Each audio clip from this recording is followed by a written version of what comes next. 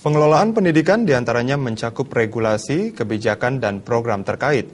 Dalam membuat maupun merealisasikan program dan kebijakan, semua stakeholder pendidikan di tingkat kabupaten, kota, provinsi maupun pusat harus saling berkomunikasi dan bersinergi.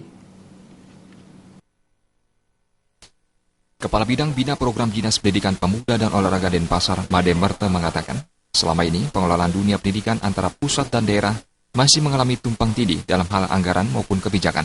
Menyikapi hal tersebut, semua komponen pendidikan dari pusat sampai daerah harus memiliki satu komitmen untuk memajukan pendidikan Indonesia. Jangan saling menonjolkan ego sektoral. Semua kebijakan dan program yang berkaitan dengan anggaran harus disinergikan dan dikomunikasikan dengan baik. Penting dalam pendidikan ini ke depan, bagaimana semua komponen pendidikan dari pusat ke daerah itu harus memiliki satu komitmen untuk memajukan pendidikan. Artinya menyusun grand design program besar ke depan pendidikan di Indonesia ini mau dikemanakan.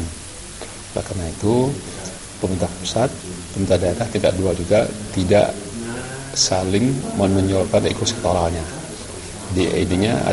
Artinya diperlukan satu komitmen, satu sinergi.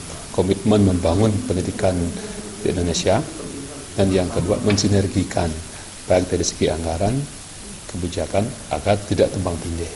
Seperti sekarang kan tumpang tindih itu banyak. Jadinya ada isu pengalihan SMA SMK ke provinsi. Kita tahu belum jelas juga. Made Merte menambahkan, salah satu permasalahan terkait pengelolaan dunia pendidikan adalah isu pengalihan pengelolaan SMA SMK ke tangan pemerintah provinsi yang hingga kini belum jelas kepastiannya. Made Merte berharap segera ada kepastian terkait hal ini. Gargita dan Yudi